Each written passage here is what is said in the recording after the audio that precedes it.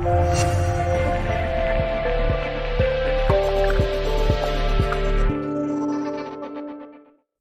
morning, all. Welcome to Swayam Shiksha. Today, we'll be taking up another important topic from history. In the last session, we had taken a topic from world history relating to Hitler. And in today's session, we are taking up a new topic from Indian history, particularly the modern Indian history. And the topic is the 1857 revolt. Okay, then let us begin. This has been one important topic that UPSC has been asking questions in the previous years, both in the prelims as well as the mains. But why is this topic so important? What is so special about this revolt? Before I go into the topic, let us see the importance of this topic. Was this the first revolt against the British government? Not really, because if you look at the time period in which it happened, it's 1857, and it was already 100 years that the British government has been ruling India. And in the last 100 years, there have been several hundreds of revolts in different parts of the country against the British. But then what is so special about this one?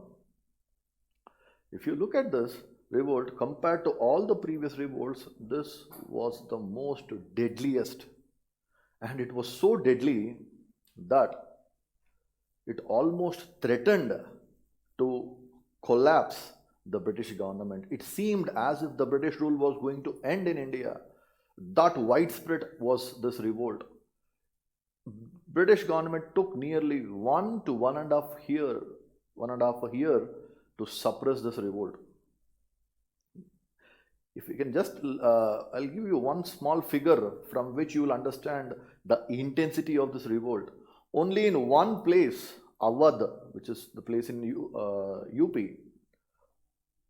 nearly 1.5 lakh people died during this revolt. You can imagine the intensity of this revolt very clearly. Now,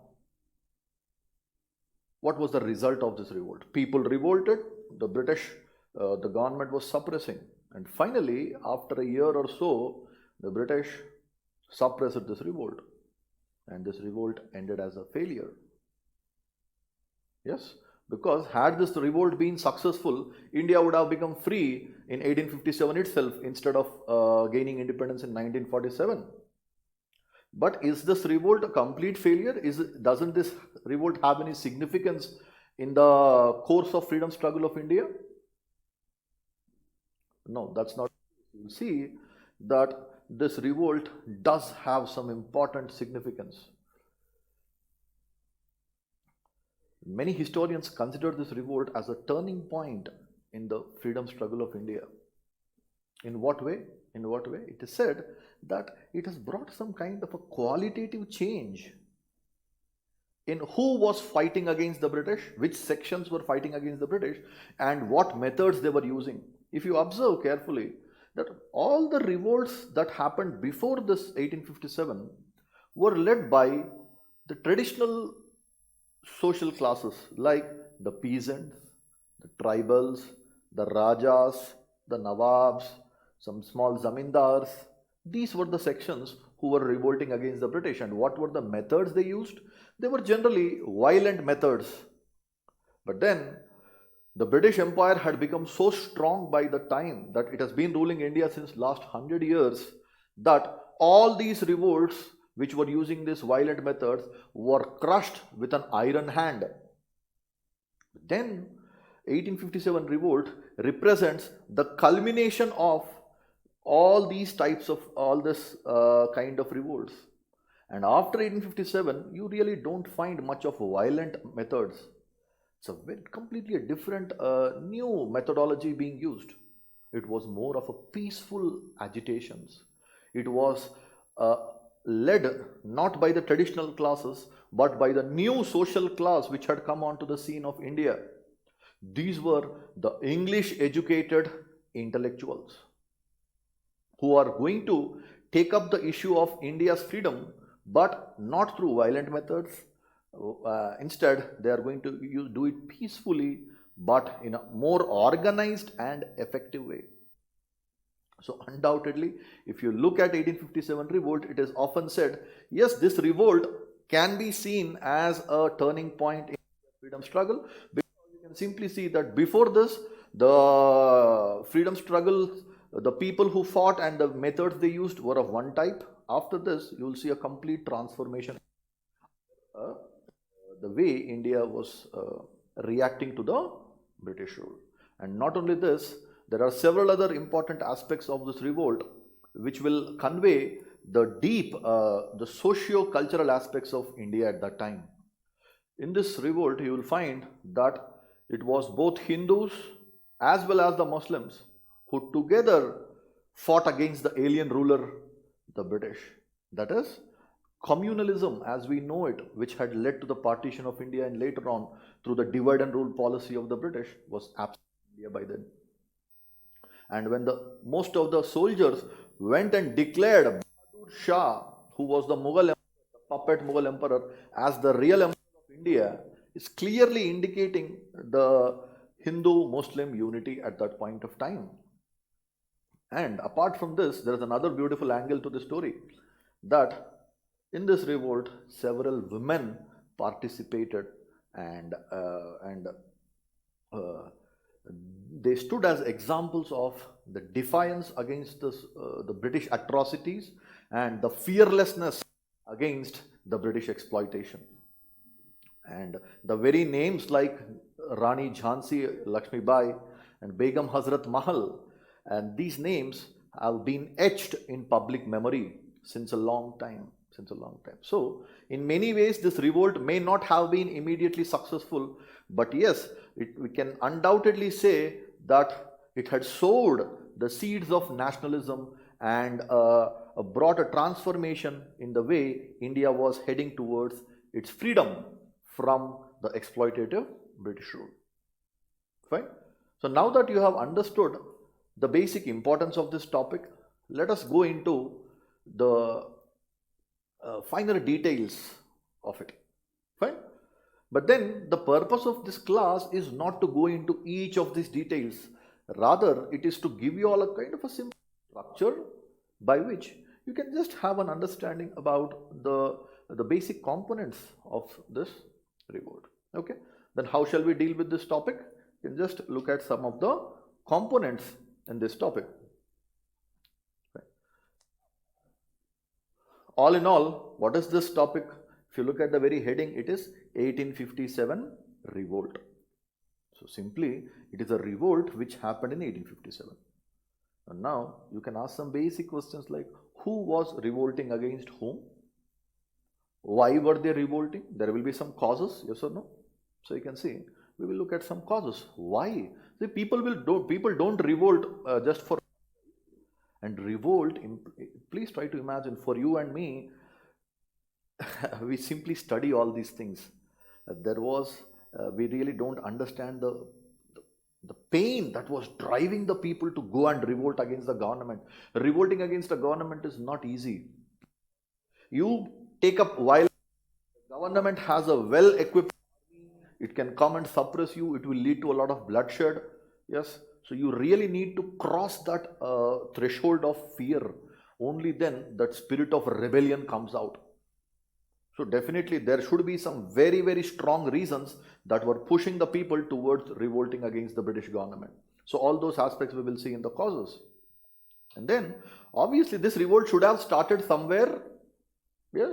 The time, the place, where did it start, when did it start, who started it, and all these things. And the revolt starts, obviously the people in the surrounding areas who are also suffering from the similar problems, they would also be inspired to revolt, and soon you will find once the revolt starts, it will spread, and in different areas you will find different leaders coming up. However, in spite of all the big revolt that happened, what happened, as we just now saw, it ended as a failure. Now, Why did it fail? There will be some reasons why these people failed. Okay, we will see that reasons for failure, and then obviously there will be some consequences, effects of this revolt as well, right? We'll see, look into the consequences, what happened after this revolt, and then we'll also look at the evaluation where we will see at what are the different opinions of different thinkers. Many people have given their own opinions as to what is the real nature of this revolt. Okay, towards the end of the class we will see the topic. Right? So these are all the basic components in which we are going to see, and as I just now said some time back, that this is not going to in-depth detail of everything, but then the point is to make you understand the importance of studying in a structured and organized manner, and making your thinking in a more systematic way using some basic side headings. Okay, so let us take these components one by one and deal with them. The first one will be the causes. Now, here, as I just now said sometime, Indian people are revolting against the British government. Now, revolt involves, you really need to have that guts. You need to have a lot of pain that should be driving you towards revolt and face the army. That's not easy, you see. That's really not easy. But then still people went for a revolt. Why? There should be some very compelling reasons which were pushing them. Yes or no? Here, generally I give an analogy that you can compare any revolt, not only this revolt, any revolt in any part of the world to a volcano. You see a volcano bursts, the active volcanoes do burst out, spewing huge amounts of lava from the interiors of the earth. Yes. Now, don't you think that a volcano burst out doesn't happen in an instant? No. It requires a lot of simmering beneath, a lot of gathering of pressure, the building up, the accumulating of pressure must take place. And then finally, there will be a triggering moment when it will all come out. The same things happen in any revolt, not only this. You take, for instance, your revolutions from world history, the American Revolution, any revolution, you can take this analogy and see that definitely in every revolt there will be many long-term causes, a lot of causes will be there, like economic causes, let's see, economic causes, political causes, administrative causes, socio-religious causes, military causes. These are all you can categorize just long-term. They are building the pressure, the feeling of anger among the people is accumulating, and then finally there will come some immediate trigger, that spark which will ignite this fire. So that fuel is gathering, the pressure is building, the anger is building, and finally there will be some trigger which we will see as the immediate cause, where it will all lead to this burst out of this accumulated anger. Fine. So let us take them one by one now. First point that we should see here is that since the beginning of the British rule in 1757, the Battle of Plassey, one thing is very, very peculiar about the British rule is that if you compare the British rulers with all the previous rulers of India, maybe Hindus, Muslims, any ruler, whichever foreign, there were many foreign rulers in India. In ancient India, you might have studied about Kushanas, Kanishka, the Greeks, Indo-Greeks, and so many foreigners had come to India and ruled India. But then there was something very striking about the British, is that these people never came to settle down here. They only wanted to exploit the resources of India and take them away to their own country. That was the main reason why British rule had become so exploitative, because even before the British rule, so many people ruled India. But they stayed back in India. Whatever taxes they collected, they were finally spent in India only. They did not go out. But the problem with the British rule was that they sucked money, they sucked the resources of the country and drained them to their own country. As a result of which, don't you think so much of wealth will be drained out of India? And this was causing untold uh, negative consequences for almost all sections of. There were particularly some sections like the peasants, the handicraft industry people, artisans, all these people were suffering more badly. But still, the British rule was so peculiar is that it remained alien till the last date. They never saw India as their home. They never had any welfare orientation towards Indians because their only was the Britain was there. They wanted to hold India. They wanted to hold India as a colony and take away the wealth and enrich themselves at our cost. That was the main issue with the British rule. So this was going to lead to severe problems.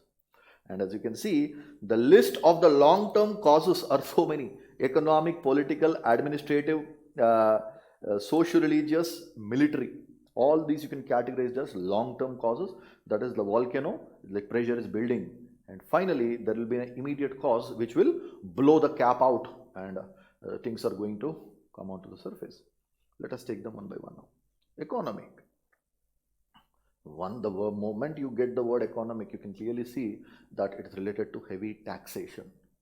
The British really exploited the Indian peasant with heavy taxation, and the taxation system was not only the amount of tax collected was not only high, it was very rigid, very rigid. They never bothered about what was the real amount of production that year. No. Even if the crops failed, the peasants had to pay the revenue. That's all. Otherwise, their lands would have been taken away. They'll be tortured and all these things. And okay, you have collected taxes. No matter whatever is the real production on the ground level, you never bothered about it. You still took it. Now, where did you spend this money for? What are you spending this money? The government is again, it's draining this wealth away from the country. So even the taxes that have been collected are not being spent here. So definitely the peasants were getting impoverished. They were becoming poor day by day. They're being sucked. Like the blood-sucking leeches, they were being sucked of their hard work, all the labor. Naturally, peasants will be one important participants in this revolt.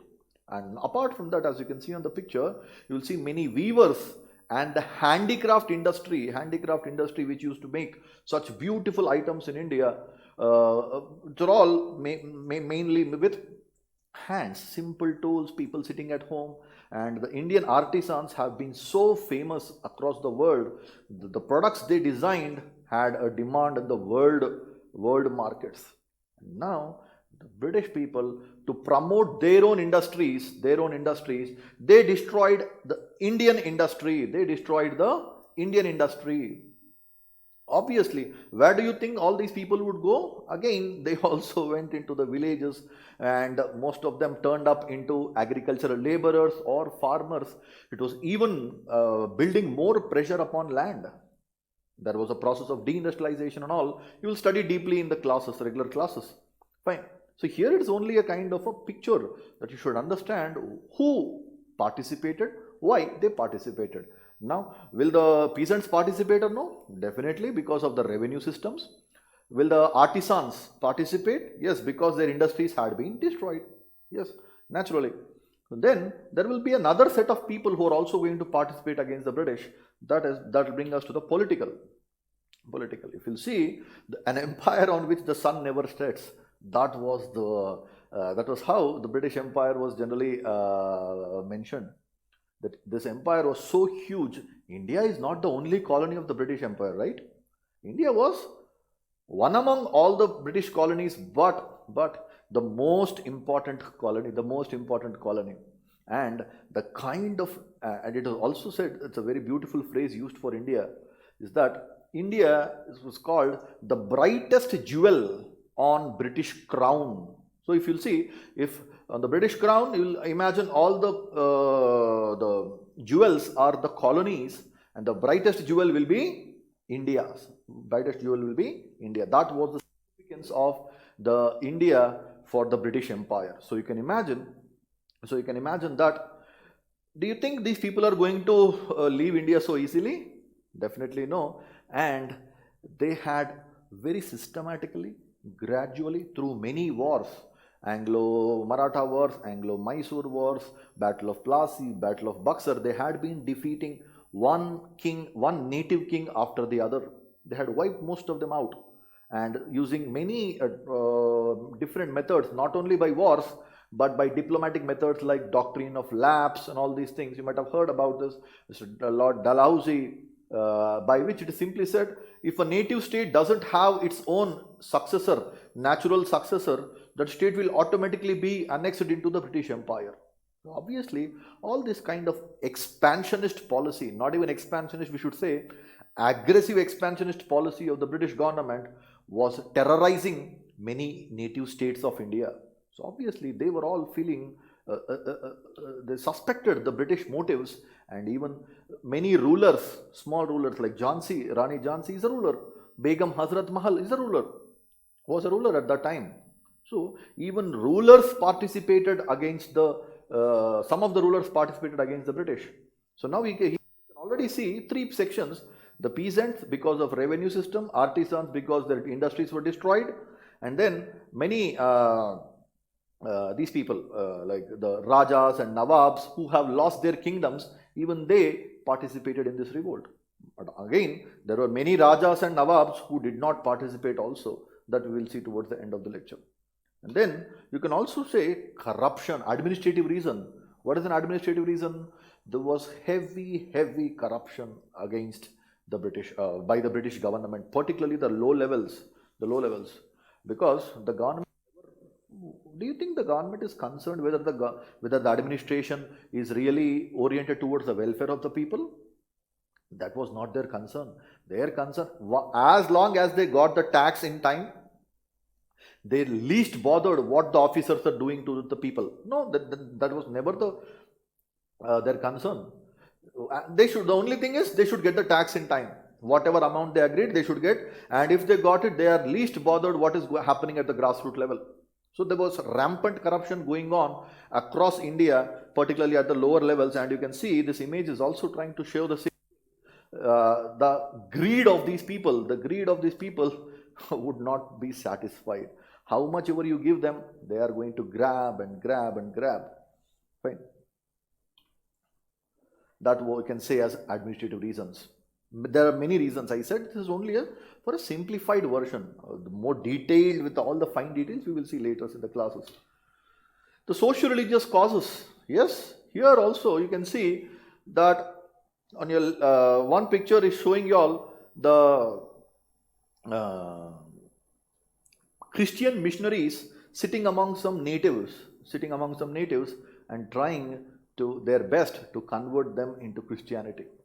So now, do you think the orthodox sections of Indian society, either the Muslims or the Hindus, would appreciate that? Definitely no, because they see that their religion is under a threat. Definitely. And the other picture is suggesting the sati. What is sati? Most of you should be aware, it was a practice among certain Hindus. It was not a widespread practice among Hindus, certain sections, and only in certain parts of the country, particularly in Bengal and Rajasthan, it was practiced. The sati, that is the burning of the lady, a widow, after the death of her husband, she also had to be burnt alive on the funeral pyre of her husband. But then the British started bringing certain changes like this. Obviously not by themselves. They tried to abolish sati on the pressure from certain intellectual Indians like Raja Ram Mohan Roy and all. These people were the ones who forced the British to abolish these kind of reforms. But then obviously you can understand how will it look to the traditional orthodox conservative sections of Hindus. They will feel that this was an external invasion, interference by the British in the social cultural life of Hindus. Who are they to come and abolish our traditional customs? This is an attack on our religious identity. So all this, so now here another group is also feeling bad for some other purpose, like the orthodox groups, both in Hindus and Muslims, they are feeling that their religion is in danger. So you see that since the last 100 years of British rule, almost all sections of Indian population, either peasants, artisans, some rulers, zamindars, some religious, orthodox people, all of them have their own reasons for why they have anger against the British. And then you can also see another important aspect among the social religious causes is the racial arrogance. You can see the image there. A white man generally has a kind of a contemptuous attitude towards the Indians, like they used to treat us like blacks. We are whites, we are superior because we are white, and you guys are people. So, and that racial arrogance, in the later times, you will see it was manifesting in different ways. For example, I'll just throw a small example for you all to feel the racial arrogance. There was a British club. The British officers in India, they, apart from their duties, they would want have some free time, entertainment and all in India after doing their duties, official. They used to have clubs, and on one such club entrance, at the one such club, there was a board hanged in those times, like, Indians and dogs are not allowed. So you can imagine that they're equating Indians with dogs in their eyes. Now, you can see the very intention behind putting this board. Do you think a dog which is passing by that way, will it read it and, oh, dogs are not allowed, and will it not go inside? Your dog can't read, but who can read? An Indian can read. So that is a clear message that the British want to drive to make you feel inferior. You guys are inferior by birth. We are superior, and it's time to rule over you. And your destiny in life is only to remain subjugated under us and to serve us, because you are inferior. To make you feel inferior, to break the spirit of resistance. This is another important instrument by which the British dominated Indian mind. Then, if you look at the military causes, again there are several, only just one or two I am giving in this lecture. If you look at those people, these were the sepoys, the sipahi, the word sepoy in British army, were the Indians who were serving in British army. Indian people. Not all the members of British army came from foreign, right? Mainly officers were British officers, but the soldiers were Indian soldiers, and they were the sepoys. And now, as you can see from their very get-up, you see they are having their religious marks put on their faces, like the bottos and all these things. You can clearly see that they don't look like the present-day military. For a long time, the British respected the religious beliefs of the Indian sepoys, either Hindus, Sikhs, or Muslims, whichever community they came from. The British very much respected the religious beliefs of the sepoys. However, gradually, as the British rule became more and more strong in India, they did not need so much to respect because they've already gained the control over India. As long as the British rule was in a stage of expansion, they needed the cooperation of the sepoys, the Indian people. So they gave a lot of respect to their religious beliefs. But as the Indian Empire had become huge and became consolidated, they started interfering with their religious beliefs, because it's done. Now it's entire India is under their control. All the enemies have been wiped out. So there is no such great necessity of these people. So they started some kind of interference with the religious beliefs, the details of which you will see in the regular class. Then so now you can see so many people have a problem with the British, different sections, each of them have their own reasons. The sepoys also faced a lot of discrimination. Their salaries were less compared to the British soldiers. They were not given promotions as equally as the British people. Several problems were there. But then, apart from all these long-term causes which were building up the pressure, and now comes the spark which ignites the, and that, as you can see from the, was provided by an issue. A new rifle, as you can see there, a new rifle was introduced into the British Army in 1857, in 1856-57 time. What is the problem with this? See, in this rifle, you had to pour the gunpowder into the barrel of the gun, and then you'll have to fire it. That's okay. But now where is this gunpowder? This gunpowder was put in a cartridge, a kind of a capsule, and this cartridge was covered with fat, animal fat, particularly with cow fat, that is beef, and pig fat. Why? Why that cartridge was covered with fat? Because it is containing the gunpowder, and in case it comes into contact with water, obviously the gunpowder could become wet. So to prevent that, if you put a layer of fat, what will happen? Fat is it will not going to allow the water inside. So that's the reason why they put a fat around it, a layer of fat around it. But now the problem was that the soldier, the sepoy, had to bite off the opening of this cartridge with his mouth, to bite it, then unseal it and put the gunpowder inside this cartridge into the barrel, stack it, and then fire. But then the Indian sepoys who had to do this, obviously they had some problems with this, because for Hindus, cow is considered sacred, and they can't go and snap off a cartridge with their mouth which is having smeared with beef fat. That was not acceptable to them. And even the Muslims, for them the pig is haram. There is completely, they don't like, they for them. So even for touching the beef, the pig fat by mouth is completely unacceptable. So this became the immediate cause, because the sepoys now completely became adamant, and they said they are not going to use this new guns, because it is having this fat. Now the British people also got angry. They started forcing. They said, no, you must use this rifle. They said, no, we will not use this rifle.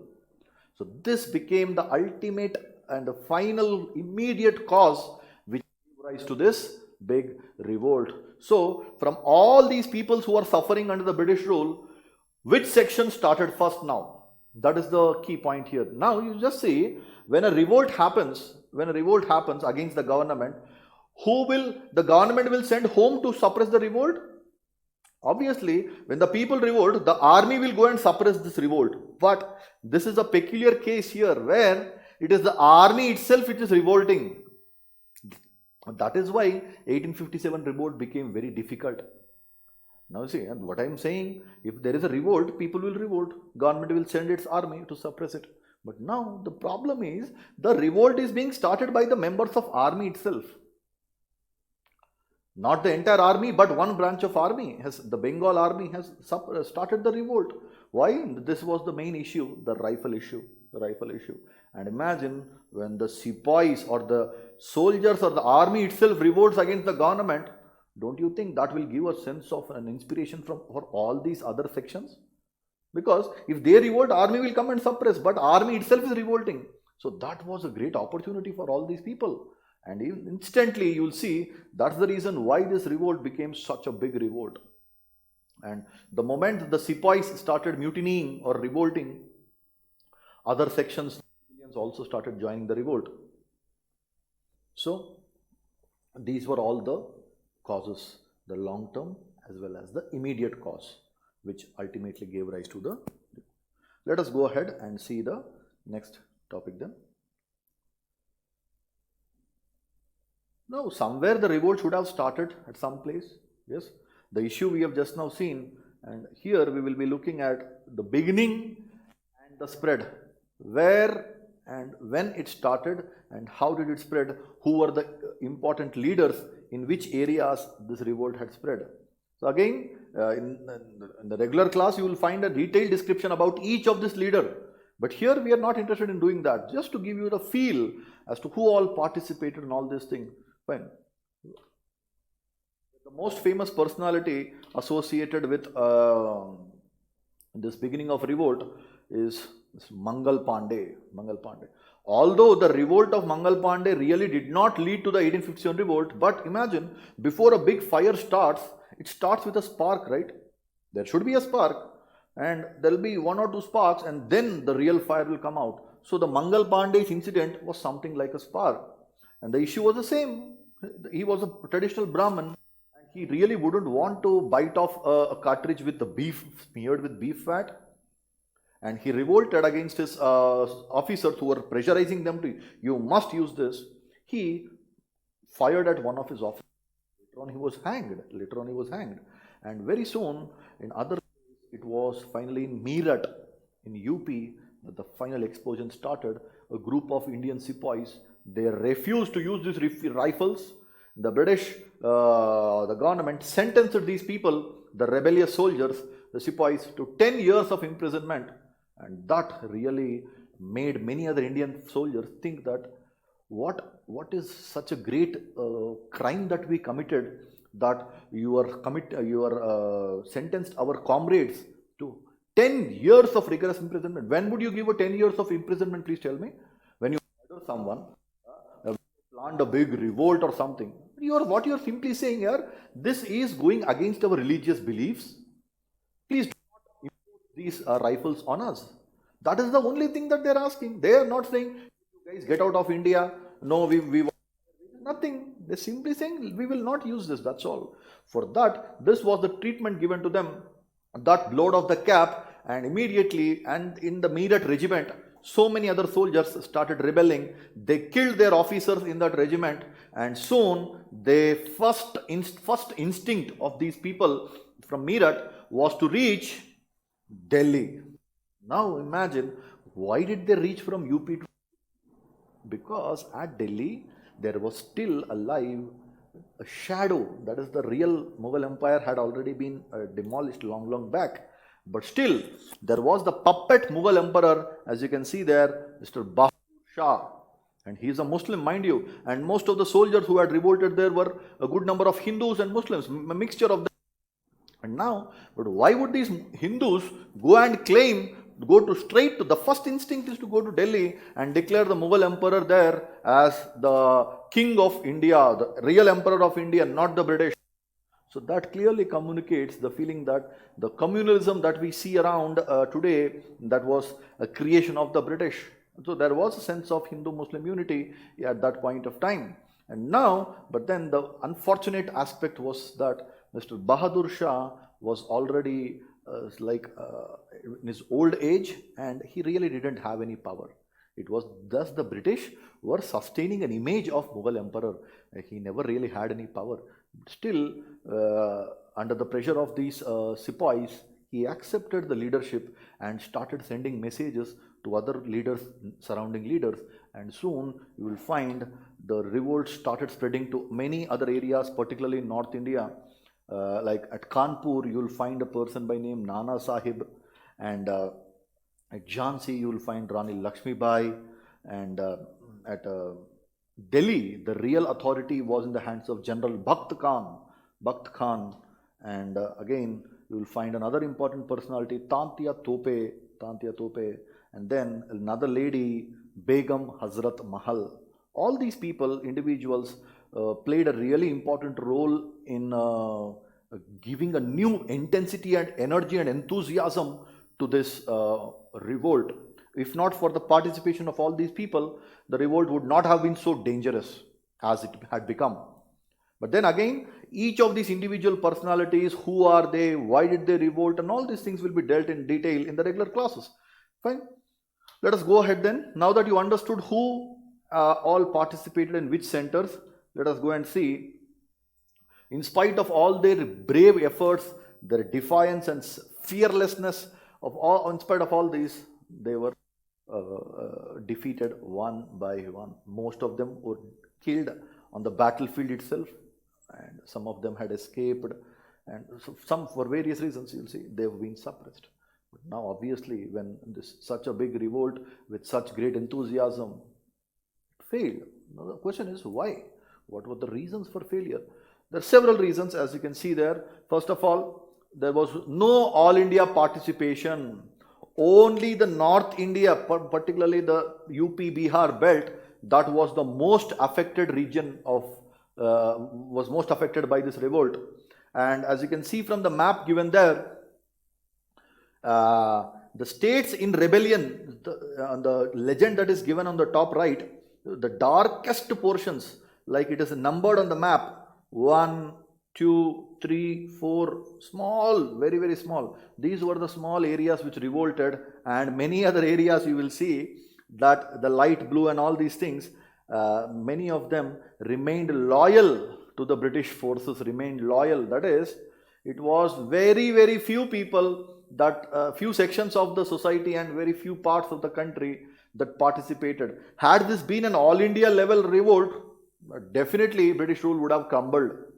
And unfortunately for them, it was only a few parts of the country which rebelled. And again, it was not all sections of society. Several sections of society did not participate in the revolt. Particularly, many Nawabs, many Rajas, Hindu Rajas, Muslim Nawabs, they were all the princely rulers.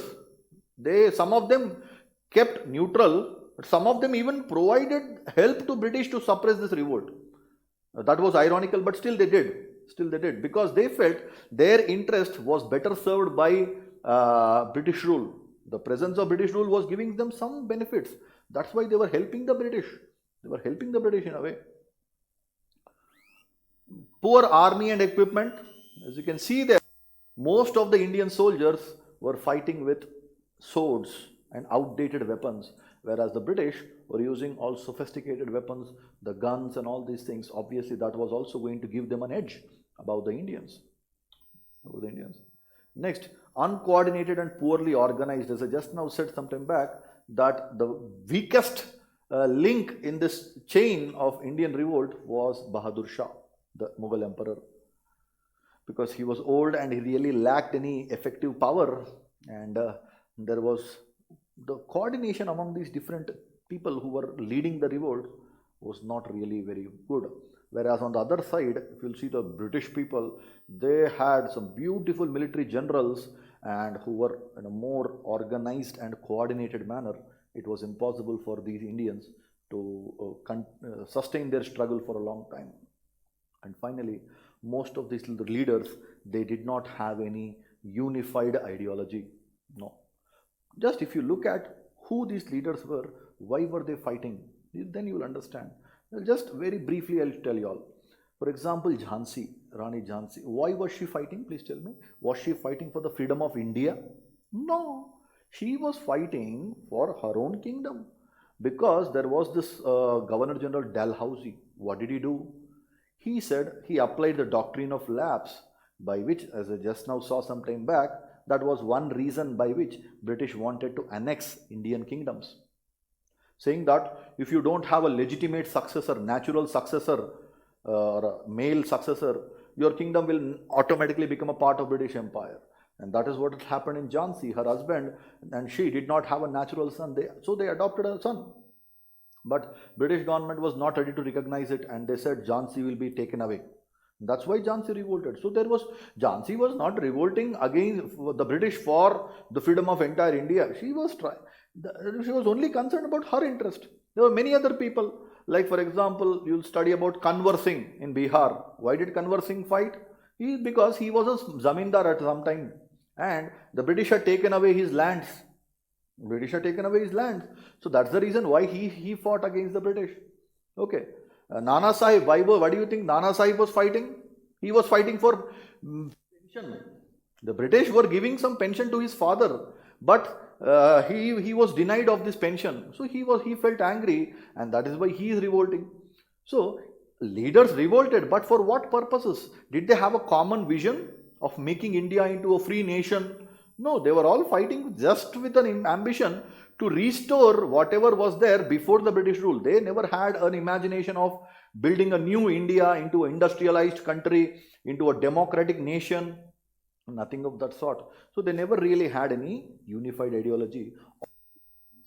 Definitely became some important reasons for the failure of the revolt. Next, we will see the consequences. The consequences are many. Again, I'll discuss them very, very briefly. And as I said, this revolt was so huge, it almost seemed as if the British rule was going to end. And till then, till 1857, the British government was ruling India not directly, it was ruling India through the company. Yes or no? the East India Company. So it was an indirect rule. But now, after this big incident, the British could not wait or could not take any further risk, and they decided they wanted to go for a direct rule. So for this purpose, they came up with an act called the Government of India Act 1858, the details of which again will be seen later. This is not the moment here. And through this act, the most important change the British had done was that they abolished the company's rule. They said, now we have left India in your hands, and you have brought the situation to such a level that we are almost about to lose India. So that we can't afford. So now you can you move away, and the British government took direct control over India. Fine. That is why we say it is a crown rule. Company rule abolished and crown rule had started. Crown rule had started. And then, you know what kind of treatment the British people had given to those people who rebelled against them? Finally, they suppressed the rebellion or no? They did. They did suppress, though they took some time, all the rebellion was suppressed. Lakhs of Indians were killed, and this image will suggest you one such image with a lot of painful image. You can see that those people who rebelled against the British in the revolt, they were blown from the guns. They were tied to the guns and they were blown in front of public. All this was done in front of public. Why do you think this was done? To create a sense of terror and terrify the public, saying that to give an impression upon them that even if anyone imagines to revolt against the British, this is the treatment you get. And this was nothing but to instill a sense of fear among the people so that they will never again revolt against the British. Yes? And such kind of atrocities, there were several. This is one more, a real picture actually. This is a real picture. You can clearly see bodies were kept hanged for several days and months so that the people, and these things were done in public on very high places so that everyone passerby can see, and that punishment will remind them of the strength of the British rule and will instill a sense of fear among Indians so that they will not even think of revolting against the British. So because all these things will create a sense of fear. Oh, if I revolt, what will happen to me? This is what is going to happen. So that this was the impression the British people wanted to cast on the minds of Indians, make them feel terrified. That's a beautiful topic actually. And then let us go to the next topic, the nature of the revolt. Here the revolt has happened and is done. Now many thinkers, both foreign British people, British historians, many Indian thinkers, national leaders and all, each of them had given different opinions about what is this revolt all about. What is this revolt? So in this section we will be looking at the different opinions given by different thinkers about what do they think is the nature of this revolt. And one of the first comments made were by two people, the British people, Lawrence and Seeley. These two people used to call this is just a sepoy mutiny. That is, it's a small rebellion inside army itself. No, you can see how biased that statement is, because there were many civilians, peasants, artisans, so many people, rulers participated in this. Even the emperor, the Mughal emperor was declared as the leader of this movement. So naturally, what that statement is a very biased statement. You cannot accept that. On the other hand, you have another extreme view by an Indian, V.D. Savarkar, Veer Damodar Savarkar. He says that this is the first war of independence. And now how far do you think is this true? That is also not correct. Because was it a war of independence? Not really. Because they were fighting for pensions, they were fighting for their own kingdoms. They were not fighting for the independence of the country. So on one hand, you have an extreme view like it is simply a revolt of some sepoys. That is incorrect. And on the other hand, by an Indian, it said the first war of independence. This is also not really justified. Then you have another Indian thinker, it's a beautiful historian, R.C. Majumdar. He said this is neither first nor national war of independence. No. Okay. But then this is to some extent justified. But there are several thinkers who have given their own opinions, and most of them are really not justified. But in case you get in an examination, you might have to mention these names.